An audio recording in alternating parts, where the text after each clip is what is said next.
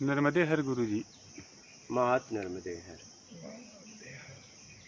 नाद ब्रह्म के बारे में बताओ महात्मा। नाद ब्रह्म क्या होता है? देखिए, ब्रह्म के बारे में तो कोई बताया नहीं जा सकता, क्योंकि ब्रह्म निराकार है। और आप साकार में अगर ब्रह्म को पूछेंगे तो कोई मतलब नहीं। ठीक है, तो ब्रह्म से कैसे मिलना हो इसके लिए काम करो। अब इतिहास में हम जाते हैं तो देखते हैं जिन्होंने भी निर्विकार अपने आप को करा लिया, राग द्वेष मोह आसक्ति इच्छा अपेक्षा मेरा कर्ता के भाव से मुक्त करा लिया, वो परम स्थिति को उपलब्ध हुए। तो अपने को क्या करना है? निर्विकार कराने के लिए काम करना है, राग द्वेष से मुक्त होने के लिए काम करना है। ब्रह्म के बारे में क्या बोला जा सकता है? जो शब्द दृश्य गंध रस स्पर्श से परे है, उसके बारे में फिर शब्दों में कैसे व्यक्त किया जा सकता है? इतना बोला जा सकता है कि आप निर्विकार हो जाओ, सीधा सीधा।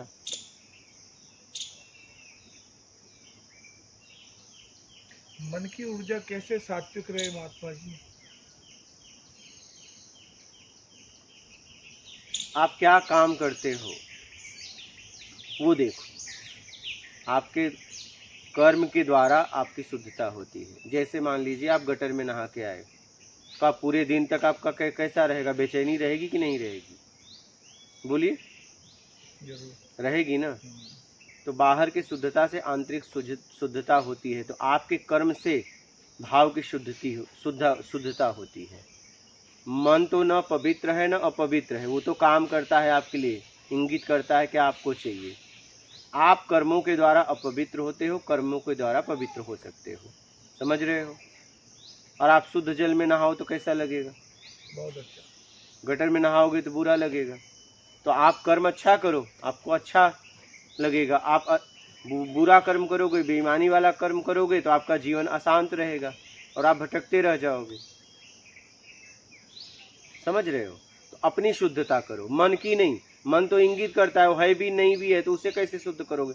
आपकी शुद्धता करो। क्या? स्वयं की अपनी शुद्धता करो। आप अशुद्ध हुए हो, मन नहीं। सब कुछ हमें चाहिए, दोष मन को दे देते हैं। समझ रहे हो? मजा हम लेते हैं, दोष मन को देते हैं। क्या करें? मन मानता नहीं।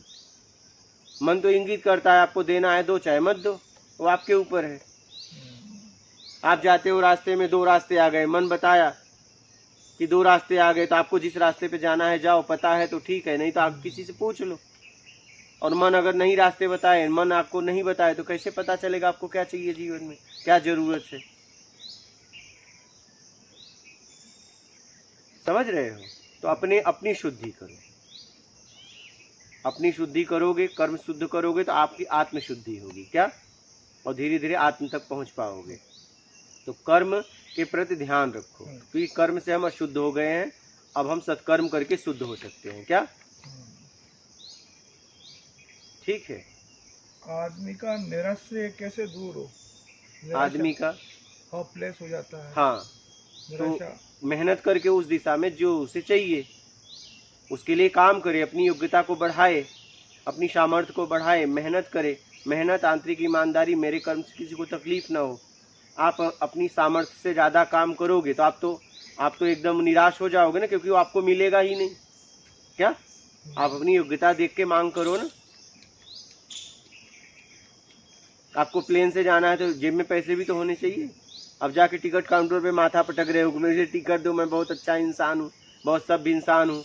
वहाँ अच्छा बुरा नहीं, वहाँ पैसा काम करता है। क्या? अब वो आपको नहीं देगा तो आप कहोगे दुनिया में सब बुरे हैं। अरे बुरे नहीं है, उनका काम ही है पैसा दो, टिकट लो। आप बुरे हो, अच्छे हो, वहाँ वो काम नहीं करेगा। ट्रेन में गए, टीटी से बोले मैं बहुत सज्जन इंसान हूँ, बहुत अच्छा इंसान हूँ, मैंने आज तक खूब सेवा की। नहीं, टिकट दिखाओ। उससे नहीं मतलब है तुम बुरे हो अच्छे हो। आप समझ रहे हो? तो आप मांग करो, आप अपनी सामर्थ्य तो देखो, योग्यता तो देखो। आप कुछ भी मांग बैठते हो तो निराशा नहीं होगी। आपको जो चाहिए उसके लिए खुद काम करो। योग्य बनने के बाद आपको मिल जाएगा। और आप अयोग्यता में वो पाना चाहते हो जिसकी योग्यता आपको है नहीं। हमारे कर्म कैसे कटेंगे महात्मा जी? कर्म बने कैसे हैं? बुरा कर्म करके। पुराने कर्म काटना क्यों चाहते हो? क्योंकि उससे अशांत हो आप, और जरूर अशांत हो इसका मतलब बुरा किए हो, तो अच्छा करना चालू करो। आपने उन लोगों को लूटा, उन लोगों का श्राप लगा जिन्हें आप जानते तक नहीं। अब आप एक काम करो, अनजान लोगों के लिए सेवा करो, सत्कर्म करो, उनके अंतर आत्मा से आपको आशीर्वाद निकलेगा, आपका कर्म कटेगा, जल्दी से जल्दी कटेगा। परोपकार में अपने आप को लगा दो। अगर बहुत जल्दी है तो धन से, तन से, ज्ञान से सेवा में पूरी तरह समर्पित कर दो, जल्दी जल्दी कटने लगेगा। सबसे आसान रास्ता है परोपकार। क्या? परोपकार। उन जरूरतमंदों की सेवा जो निर्धन है, असहाय है, जहाँ जरूरत हो, जिसको भूख लगी है, भूखों को भोजन, प्यासे को पानी, दवा, कपड़ा, जितनी आपकी योग्यता है वो लेके सेवा करो और आगे बढ़ो। बोलो। हनुमान जी महाराज की भक्ति जल्दी सफल हो सकती है? किसी की भी भक्ति सफल हो सकती है अगर आप निष्काम, बिना इच्छा अपेक्षा का करते हो तो। भक्ति कर किस लिए रहे हो? समर्पण के लिए कि कुछ मांगने के लिए? भक्त का मतलब होता है अपने इष्ट को समर्पित कर देना, तो वहाँ कोई मांग न करना, कोई इच्छा अपेक्षा नहीं। इच्छा अपेक्षा से मुक्त होके भक्ति करो, समर्पण कर दो अपने आप को इष्ट के प्रति। समझ रहे हो? कामनाओं में भक्ति मत करो, कामनाओं को छोड़ने के लिए भक्ति करो, तब उस भक्ति का मतलब है। कामनाओं में भक्ति कर रहे हो तो कामनाओं की भक्ति हुई, इष्ट की भक्ति कहाँ हुई? अगर कोई इच्छा लेके भक्ति कर रहे हो तो वो तो इच्छा की भक्ति है, ना कि इष्ट की। आप इच्छा अपेक्षा से मुक्त होके भक्ति करोगे तब आपको इष्ट समझ में आएगा, तब आप इष्ट के द्वारा निर्विकार हो पाओगे। और आप इच्छा अपेक्षा में भक्ति करोगे तब तो आपकी कामनाएं पूरी होगी तो आप और भटक जाओगे। कामनाएं ही तो हमें घुमा रही हैं। आज तक जितनी भी कामनाएं पूरा हुआ उसी से तो मैं अशांत हूँ। तो कामनाओं से मुक्त होने के लिए भक्ति करो, बिना इच्छा अपेक्षा का भक्ति करो। बात समझ रहे हो? निष्काम भक्ति करो, समर्पण कर दो। समर्पण के लिए भक्ति मत करो, समर्पण करके भक्ति करो कि मुझे कुछ भी नहीं चाहिए। क्या? बस मुझे निर्विकार होना है। बोलो। ठीक है? ठीक है जी, ठीक। मात नर्मदा।